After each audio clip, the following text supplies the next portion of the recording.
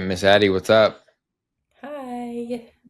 We are back with another OG Bamcast episode with my sister, the famous Addison Brinley, aka Addison Shields, aka Fattison. That was nice. That's very sweet. Throwback Okay. all the way to the little nickname that I gave you whenever you're growing up. And Addie was never fat and never has been fat, but I was You just an see, actually, annoying. guys, insight as to why I got into weightlifting because my nickname was Fattison, and No. you wouldn't want. I'm just You cannot use me as your origin story.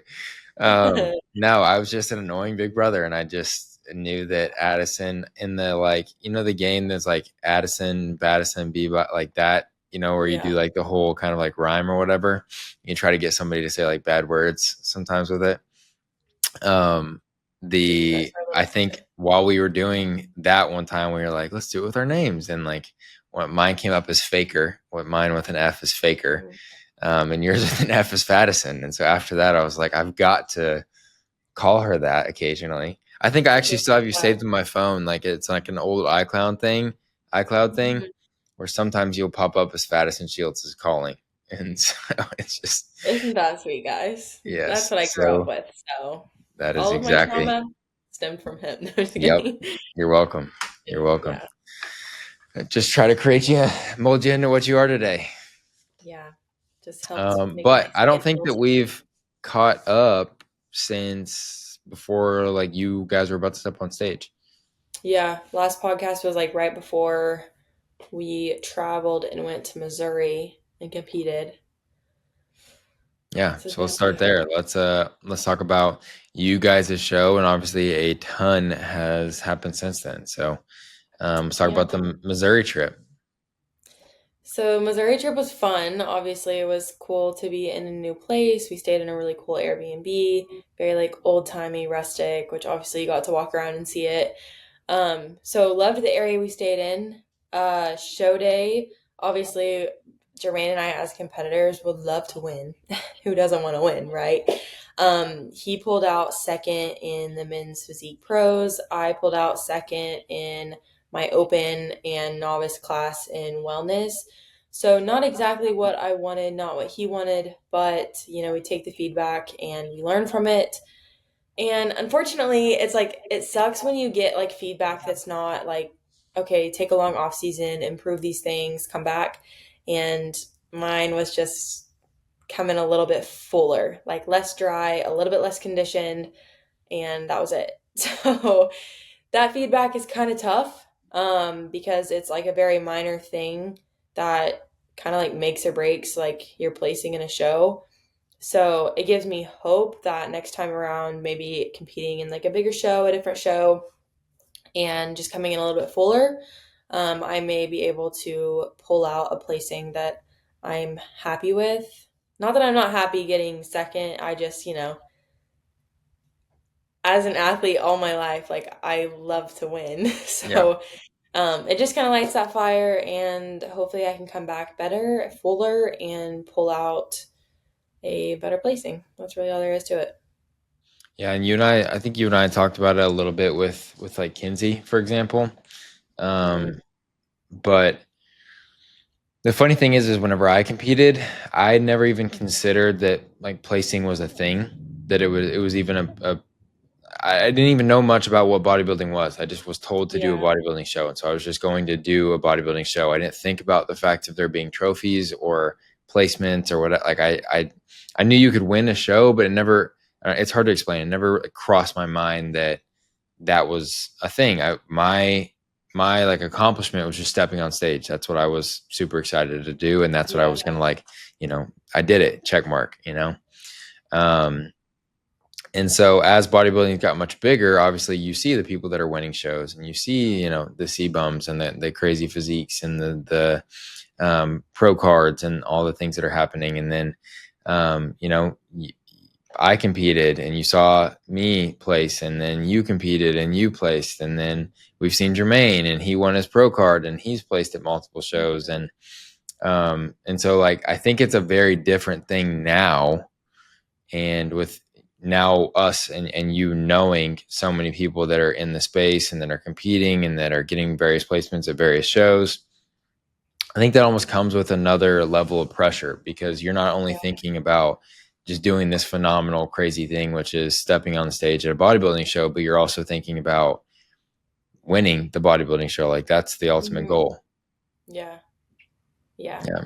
I think at the end of the day, kind of like I had told Mackenzie and her sister, like when it comes down to it, like bringing the best you is like the most important thing. Like I know I can say coming into this prep and stepping on stage, I improved my package like an incredible amount. My Yeah. mindset was in a better place, my posing was better. So I brought a better me to this show in comparison to 4 years ago. But, just like deep down, as any like athlete, like it kind of stings a little when you don't pull out like that top placing, especially when you're, I don't know, you just have that competitiveness, you have that drive to pull out a win. Like you want that. You like that's, Yeah. you're just kind of like wired to be that way.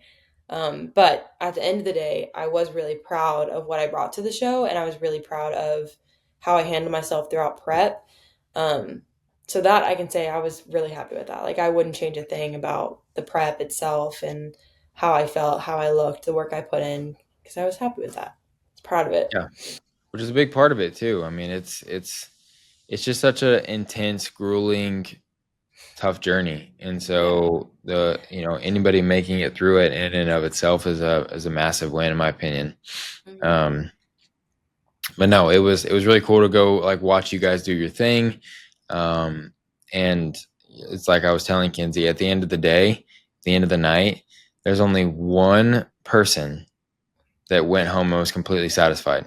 Yeah. Like that's Literally it. one. There's one person. Even the people that won each class, like that might be more happy or whatever than people that didn't win the class. But if they won their class and didn't win the overall, then they're gonna be I was so close to like I should have won the Yeah. overall. I was so close to that. There's one person in each Yeah. division that is going home and saying, "Nice, I did it. I did everything I set out to do. We did That it." was the best experience. I want to do it again. Yes. So it's like we get caught in the comparison of like if only I could have done one more place better. But if you would have done one more place better, then there's this other stuff, then there's this other thing, then there's this other thing, and so it's great to have that, but it's also like we talked about on the BAM team call last week. It's you got to have a little bit of that kind of proud but never satisfied type of mentality to understand that you like you're saying you accomplished something really incredible, and both you guys did, you and Jermaine, and you're right there. So like take solace in understanding that you're right there, and the next one, take that feedback and just show it better. Yep. That's all I can do. Yeah. All you What can do. because I know you were kind of considering for a little bit. It sounds like now you're leaning more towards taking a little bit of an off season, or where's your head at right now? Yeah, I was about to say competing. I was thinking about competing like in October, November, December timeframe, but given the feedback and just given how I like felt, and everyone who's prepped before knows it's very taxing to like prep and then peak and then prep and then peak and then prep and then peak.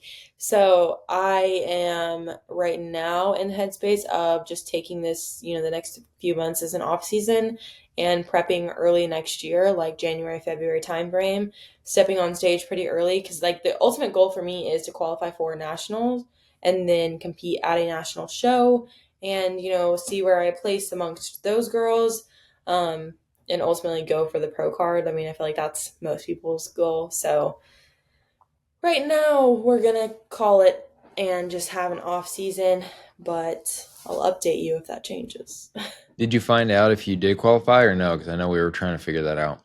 No, I never found out. I think it depends because I've heard from different people different things. Like there has to be a certain amount of people in your class to qualify, or like there has to be um I want to say they said like over 5 people per like class in order to qualify for it. I don't know. So, given that, then I would say I didn't qualify. But I feel like ultimately for me, I would want to win my class or win an overall to know, like, okay, you're truly competitive enough to step on a national stage. So, I feel like taking a second or not winning the overall, then like I obviously still feel like I would have work to do. Yeah. Um, but it's all very subjective as to who the judges are, what they're looking for, what they like, what they don't like. So it's also kind of hard to gauge, like, if you show up at national, will at a national level, will I be what they're looking for, or will I be not what they're looking for? So I want to win. I feel like before I move to a national stage, because that's obviously a very high level of competing. Yeah. No, definitely. Um, no, I think that's a good goal, and I know you guys talked about early next year, so that's good to hear that you're planning on it. I think you guys are going to crush it, obviously. How has Thanks. post show being this being your second show? I know it's obviously a big gap in between. How has post Yeah. show felt or been for you? Was it easier this time? Is it harder this time? Are you struggling with some of the like hormone stuff that competitors typically struggle with your hunger and your satiety and stuff like that? Yeah.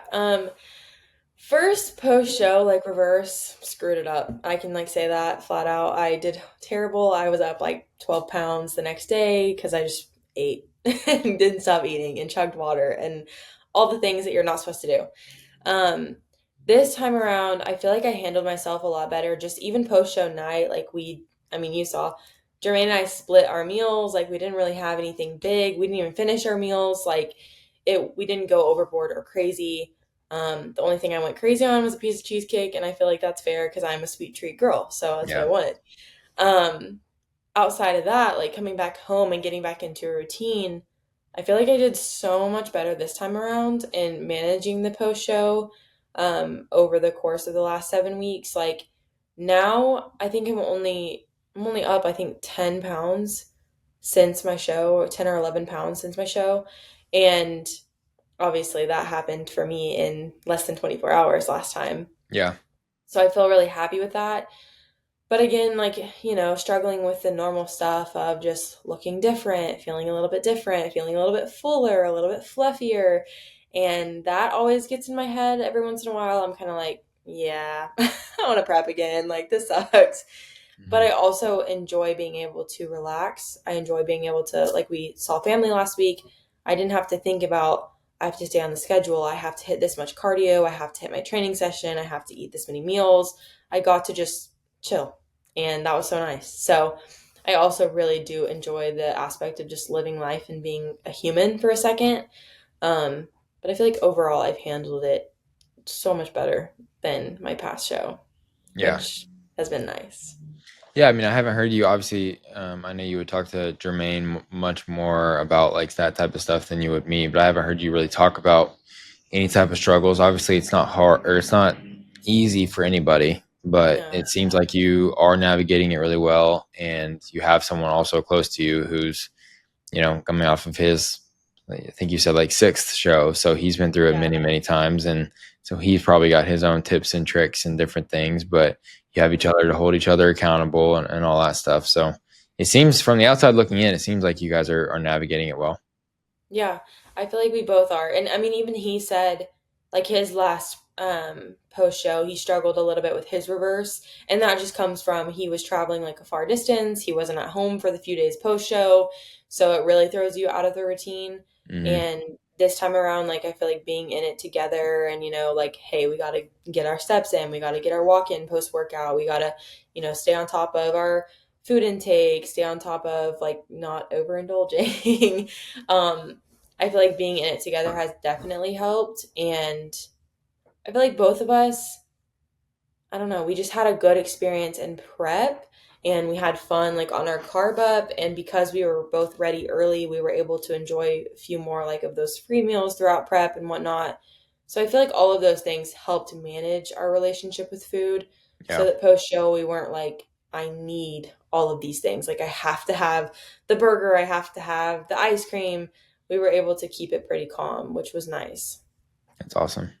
And you learn a bunch of stuff too, which you can ideally take into your own clients. And so Hmm. you had your first two bikini competitors, Yes. with Kinsey being one of those this past, really the last couple of months. So how was that kind of from the outside looking in? As far as I know, you've prepped Michael and you took Michael through his kind of transformation presentation and everything like that. How was it different with the bikini athletes, and how do you like that Oh style? my gosh, it was so fun. Like I actually genuinely really enjoyed getting to be like coaching girls. Like it's just fun.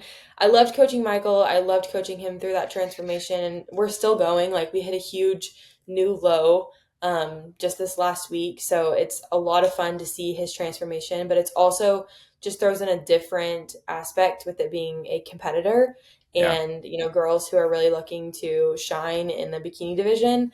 Um, Plus, I love doing all the girly things, like helping them with their hair and makeup, making sure their suit's perfect, helping them with posing, that stuff. Like, I don't know. It just made me excited for like the future and things to come. And I think they both need to compete again. So fingers crossed they will. Hmm. But they did an amazing job. I was really proud of them. Kinsey competed in two really stacked shows, and I know that that was tough, but she held her own. She did a really good job. And Marissa competed in the second stacked show with Kinsey, and I was really proud of both of them, their performance, the way they persevered through all the things that were thrown at them during their prep. And I mean, Kinsey's been locked in since literally like January 1, so very proud of her, and Marissa since like April. So they killed it. They crushed it for sure. I was really, really happy to be a part of it. Yeah. What do you feel like you learned as a coach as far as taking it into? Because I know you've got three or four at least other girls that are looking to compete at some point next year that are already Yep. on the team, kind of I guess an off season or a prepping to prep type of phase. And then obviously possibly Kinsey and Marissa competing again. What did you learn that you'll definitely take into next time? Do you feel like? Yeah. I feel like, because I was in prep with him for part of it, I feel like Mhm. I learned really how to manage their emotions. So I feel like as a coach, like I saw a post about it the other day.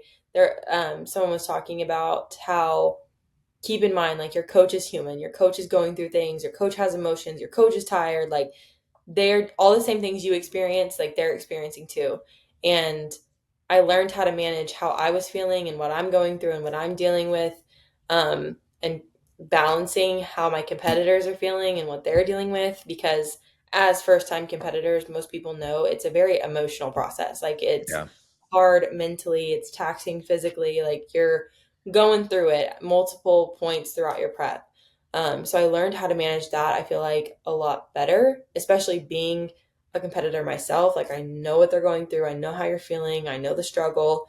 So I was able to relate with them, to talk to them, to kind of, give them a level head and make them realize it may suck right now, but understand like this is coming. There's a bigger goal. Like this is what we're shooting for. This is why we're doing it. And outside of that, I feel like I learned how to support them a little bit more than, not that I wasn't like supported. Obviously, I have a great boyfriend who supports me. But being a girl and being able to kind of understand the emotional side of things as well, I feel like I was able to support them in a way that maybe I hadn't been supported in like previous preps and cuts and whatnot. So I liked the aspect of learning and hearing their emotions and kind of validating them and bringing them back down and trying to level with them of this is very normal. Like you're not alone in this, especially post show. Um, and I would say the other thing that I learned that I will take to other clients is just kind of like prepping them for like expectations in terms of cost, in terms of hair and makeup, in terms of tan, like teaching them how to do these things. And now I'll be able to take that from teaching them to my other clients as well, which I'm excited about because I feel like I didn't have that guidance in my first prep. Like I didn't have anyone to really teach me that. So I was kind of, I don't know what I'm doing here.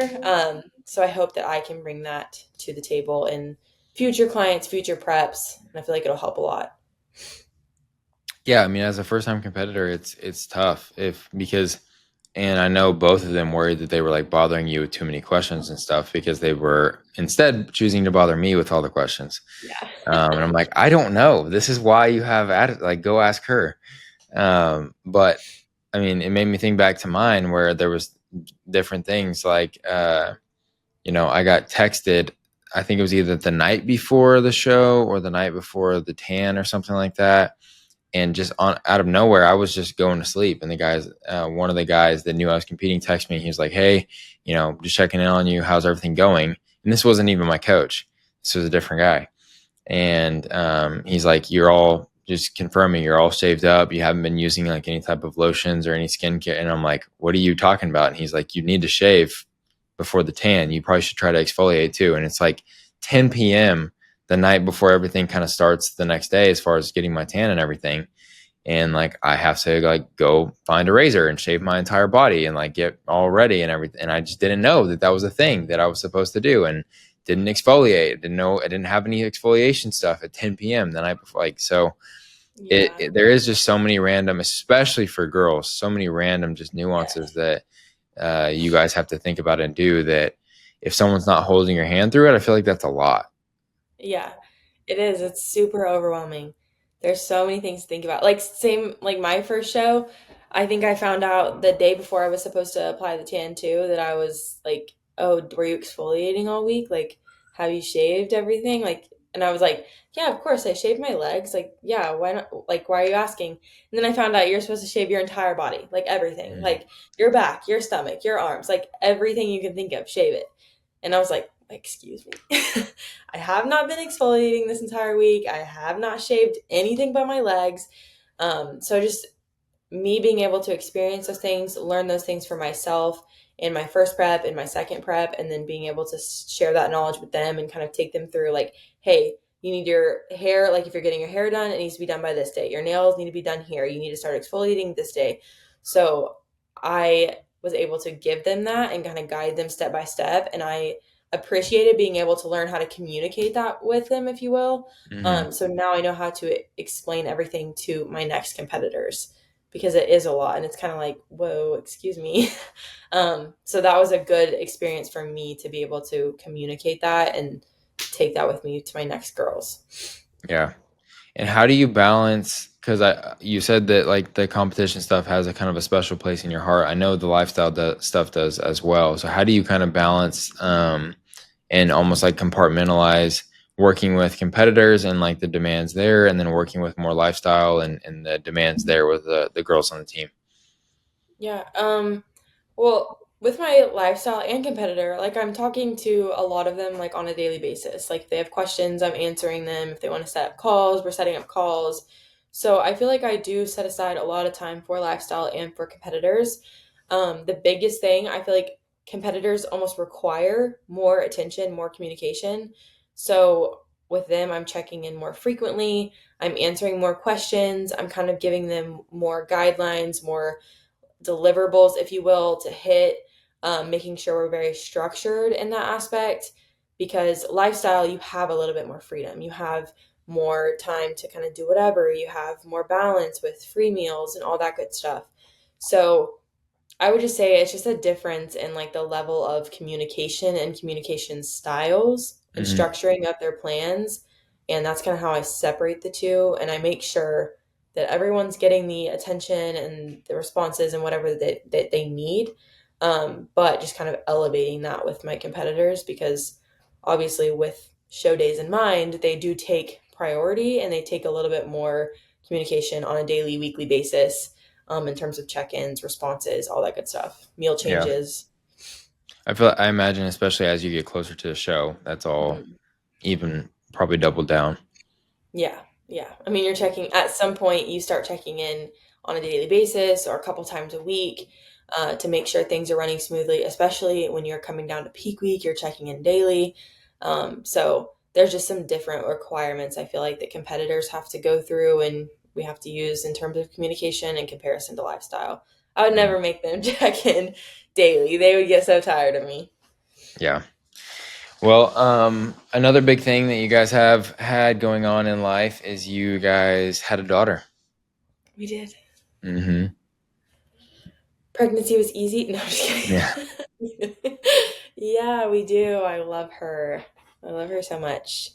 She's a Cocker Spaniel, if you guys haven't seen her on my social media, and her name is Lily. And she's 15 weeks now. And she's so precious. She's a terror, but she's so cute. Yeah, I mean, you guys have all heard us talk about my puppy Oki, Hmm. and Oki is coming up on 10 months. Yeah, right at 10 months, I believe. Um, yeah, this one is crazier than Oki. I don't. You guys are in for a rough go of it, I think, because she is much crazier than Oki. Maybe has more energy than Oki as well, which I didn't Yeah. think was possible. But Yeah. how has that been so far? It's so much fun. Obviously, you love them like dearly and they're so cute, but wow, they drive you insane. And I remember like our parents telling me and you telling me like it's like a baby. Like you're gonna be at its beck and call. Like whenever it needs something, you will be there. You will know it. And it truly is like that. And I don't know what I was expecting, but I was like, whatever. This is so easy. And it was easy. When she's like 8 weeks, 9 weeks, 10 weeks, they're so tired and sleepy all the time. You can take them out, play with them for 10, 15, 20 minutes and nap time. But now that she's getting like more aware, more energy, and more playful, it's insane. I Yeah, mean, she's yelping in her crate right now. I don't know if you can hear that. That's something I we've can't, recently but ran into. Um, we were doing great at crate training, and now we are yelping constantly in the crate. So good times.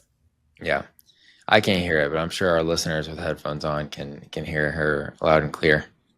Hopefully you can. They're cute yelps, but Mhm. they drive you crazy. Yeah.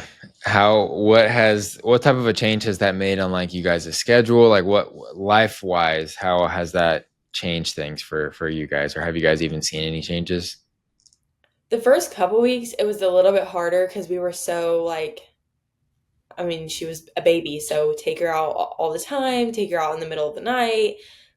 We were still working on getting her used to the crate, so she Yeah. wasn't sleeping all through the night. So that the first week, guys, my sleep scores were trash. They were Mm, horrible. But since then, she's gotten a lot better, and we've gotten a lot better at our schedule, and we're trying to keep her on a really good schedule so that she learns when to relax, when to sleep, when to eat, like when to be playful. I would say it's going okay. yeah. I would say it's going better. We're able to sleep through the night now, so I feel like that has helped tremendously. Um, but other than that, it hasn't changed a lot. The only thing that's going to change is like travel. We have to find someone to watch her or bring her with us, which isn't the most convenient, but part of it. So, Yeah. It does have a big impact on travel, I feel like. Um I think that it's that's probably the biggest change other than I mean Kinsey and I even ran into it this weekend, just the fact that you have to be home within a certain amount of hours, just yeah. like if you're a good pet parent to like make sure that they have can go out to use the bathroom and stuff like that. And so um that ends up being that's something that's like even tough to get used to, and just in general is especially with us, both of us work outside of the house. And so it's something like I go home every single day to go let her out in the middle of the day and make sure that she has a little bit, you can stretch her legs and use the bathroom and stuff. And if like this weekend we were had really busy Saturday, really busy Sunday, and like our only limiting factor was we have to stay semi close and we have to get back within X amount of time to Mhm.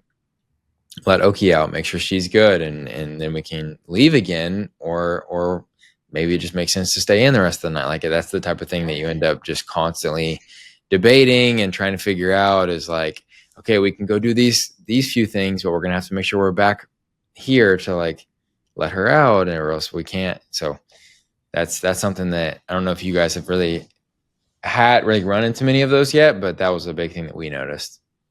Yeah, definitely. Because, I mean, even this weekend, we were like, we want to have a date night. You know, we haven't really had that many post show. It's been super busy. So we had a date night, and I think we left at like 7. Um, and we got back at the house at like 9:30 because we were like, we can't stay out too late. Like, we do need to take her to potty. Or like a couple weekends ago, we were out with some friends and we had been out for like 4 hours. And then him and I were like, we need to go home. Mm, She has been in her kennel for a long time. She hasn't got dinner yet. Like, we need to get home and feed her. So we ran into that a couple of times, and we try to make sure we're home more often than not so that she isn't having to like stay in her kennel or go long periods without food, especially with her just being so little. Like, I mean, the only time she's like great at holding her like bladder or anything like that or going long periods without food is obviously overnight. Outside of mm. that, she's loud, she's noisy, she will let you know when she needs something. So I feel like that's the only time it's affected us so far. How's it been watching each other? Like, have you guys noticed anything funny of like being dog parents now about each other? I feel like yeah, like Jermaine is definitely a big softie. Like he always feels, which I do too. I don't know. It's so hard getting them in trouble, and then you're like, oh, but you're so cute. Like, I can't Yeah. help it. So I've noticed he is definitely a big softie. But I can't really say any different for myself. And I don't know. He loves. It's so funny because he always talks about wanting to be a girl dad first. Like when we have kids, he wants to be a girl dad first. That's his thing.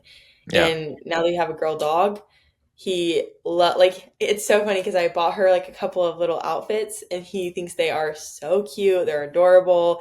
He was talking about because obviously she has long floppy ears. We were talking about putting her ears in like a scrunchie. So he finds those things like just as cute as I do, which is hilarious to me. But outside of that, I don't know. I mean, he's a great dog dad. It's just funny to see how he is with like all the girly things. He's like, that's so precious. So it's Yeah. funny. Yeah, that is funny. No, it is. Yeah. I think there's like a special.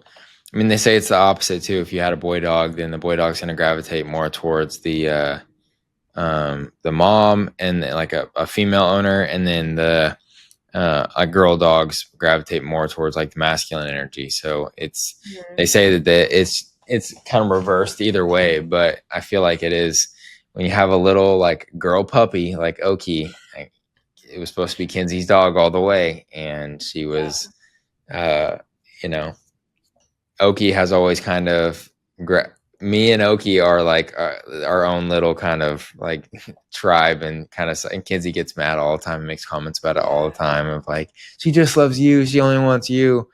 And so it is like there is a special bond I feel like between like a dog dad and then like a female dog. Yeah. um it's just, I don't know, it's just like a weird thing, they just have us wrapped around their little paws, I guess, I feel like. Yeah. And it seems like they only listen to you guys. So that's fun too. Yeah.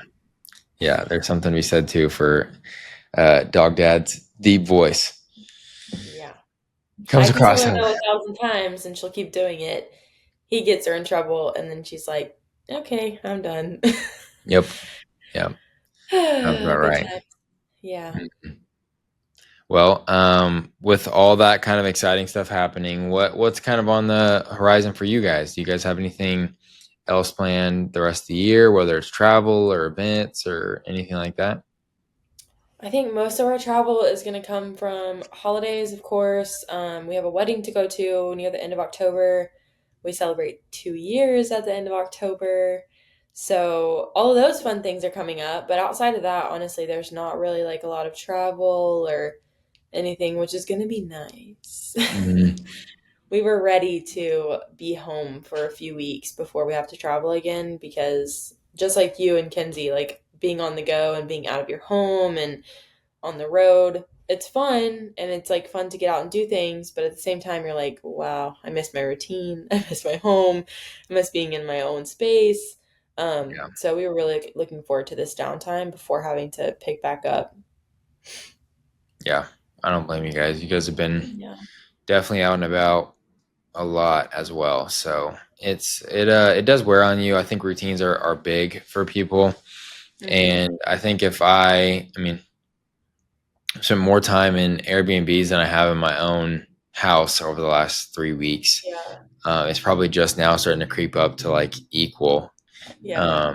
But I think if I were to continue, because I've always said like I wanted to go travel and just be almost like on the road for a few months, not necessarily like on a road in a van or something, but in like just kind of Airbnb swapping and stuff. And but even that, I think you get into a routine of like once you get to a new place, you unpack this, and this, set up the bathroom, set up the your clothes wherever you're gonna find a gym, and then you just jump straight into routine. And so I think if you got into the routine of traveling like that, you could still have like a routine that you end up getting addicted to where going home and being in one spot might be a little bit weird, and you're like, oh my gosh, I just need to move again. Yeah. And I've heard that from friends of mine that have gone and done it. But I think routine, just we as humans, where do we just crave like a routine? Yeah, I agree. Well, it's also different. Like you did the same thing the past couple weeks. It's like you're at home for like 3 or 4 days and then you're back traveling and then you come back home for a couple days and then you're back traveling. And like that sucks because it's like as soon as you're back into like a little bit of a routine, everything's settled, you're back on the road. Hmm. So if you had like longer stays, I feel like it would be better. But yeah, the back and forth and never really like settling is not for me. Yeah. Do you guys have anything like that? Any type of, have you guys talked about like it'd be great if we traveled for X amount of time, or like trips that you've wanted to go on, or anything like that that you guys have talked about? Living the van lifestyle for a year, like anything like that? Before we signed this like current lease, I told him I was like, what if we just like didn't move anywhere and we just traveled for a year and like our rent could be like Airbnbs that we stay at. But ultimately the answer was no, so Yeah. we didn't do that. Plus, I mean, then you have to think about like storing all your things and you have to figure out how are you actually going to travel? Like, are you going to drive? Are you going to fly everywhere? And then it just becomes a hassle. So we didn't decide that. But we do want to take like a tropical vacation trip at some point. We talked about going to New York around Christmas time. So we'll see if those actually happen. We may just end up saying we'd rather stay home, which is also fair. And now having a dog, we have that to consider. So yeah, that's what it's looking like. Yeah. Yeah, we're trying to figure out what that looks like for the next, because Kinsey obviously still works. She works downtown Dallas, so it's a she still has like a certain amount of time that she can take off and things like that. So I was even running through ChatGPT a few weeks back. How she works in this type of job. They take these national holidays off. She gets this amount of time off, and we want to, here's birthdays. We want to maximize the most possible amount of travel we can. So plan around like 3-day weekends and 4-day weekends and holidays and birthdays, like just see what the most consistent amount of travel looks like. And so I had GPT model out when you should take trips, where you should go, how long you can stay, like that, all of that to maximize her X amount of weeks of paid vacation time that she gets, and days she already would have had off from holidays and all of that. So we're either going to do that, or we're going to try to figure out like a couple of like longer trips where we do hit 2 or 3 spots. But we're going to try to do some of that this next year, just because we know it's going to get harder and harder as Yeah, family stuff starts kind of popping up. definitely. Yeah, So I feel like you want to make the most of your time while it is like just you two, because once that first baby's here, they y'all got are you for at eight. home. They got you for 18 to life. Yep. Hmm. But at least you'll get some um, paternity and maternity leave, so that'll be fun. But you'll be at Yeah, home taking care of the baby. it doesn't really work like that for entrepreneurship, but it's, No, yeah. it's You will be working. Kinsey will have some time off. yeah. But I can work from home and get the Mhm. best of both worlds, I guess. Yeah, that is true. But yeah, I don't know. I mean, we've talked about kind of all of those things. I think it'd be, especially with jobs like you guys have, Hmm. working for yourselves. It's kind of laptop lifestyle by nature. I think if you guys get an opportunity, take advantage of something like that. Yeah, no, we've definitely talked about it. We do love travel, but I think our biggest thing, like next, is taking a trip where we don't work at all. Like we're here just kind of like, you know, putting away the phones and the laptops and actually just like enjoying yourself. Yeah, Because that's also the downside to entrepreneurship, I feel like, that a lot of people don't talk about is there's really no like start and stop. Like you're always responding. I mean, you even mentioned it when you travel down for Kinsey show. Like you're always responding to someone on your phone. Maybe you're having to like clean up someone's mess, or it could be a number of things. You're having to fix something, update Yeah. something. So there's really like no time to just be done. Like even when you're done, there's still something that you could be doing. So I feel like that's our next goal, is to take a trip where we're actually just like, okay, guys, we're on D&D for the next 4 days. Um, I don't know if that would happen, but we could say it. Yeah. So that's one downside, and I know that you experience that, and I mean, everyone at your company experiences that. So it's a blessing, but it's also tough to actually ever take a true break. Yeah, it definitely is. And it's just trade-offs. I feel like, Hmm. you trade off having the set reporting, the set schedule for having a not set schedule. Hmm. And that's Yep. like the negative of having a not set schedule is like it's not set. So that means that it's kind of just ever evolving, ever changing. Some days Yeah. you might not Be have a 6 a.m. ton. Be 10 p.m. Hmm. Exactly. Yeah. Exactly. Um, but no, I definitely think you guys should do some stuff like that. And I definitely think, I mean, we've talked about just going, I think you guys need to do an all inclusive. Yeah. I think we all should go. Hmm. Group trip. Hmm.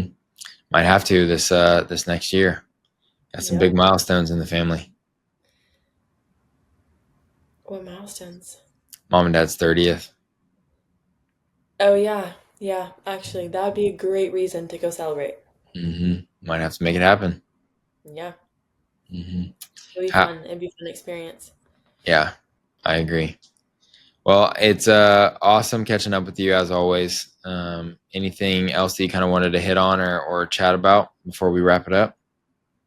I don't think so. I hopefully will be more consistent with our podcast episodes. Hmm. Less breaks in between, which actually we did better this last time. But no, always a good time chatting and catching up. Cool. All right, guys. Well, you know where to find Addie. She's at Addison Brinley on all platforms. She's going to be, you talked about you're putting a lot more into YouTube now. Yeah, just posted a video last Friday, planning on posting another one this Friday. Gonna try to do weekly or bi-weekly YouTube videos. And then of course, once December rolls around, I'm gonna do Vlogmas again. So really trying to pick up that long form content and just talk more, 'cause I feel like that's where I build the best relationships, especially through social media. And honestly, I used to hate talking to the camera, but I actually genuinely enjoy it now because I just talking to it like, not that it's a person, but I feel like I'm way more comfortable now, so I can just talk and blab and whatever. So yeah, watch out for YouTube because holding myself accountable. Cool. Well, go catch Addie on all platforms, especially YouTube. And Addie, appreciate you. I will see you in the next episode. Sounds good. Thanks, guys.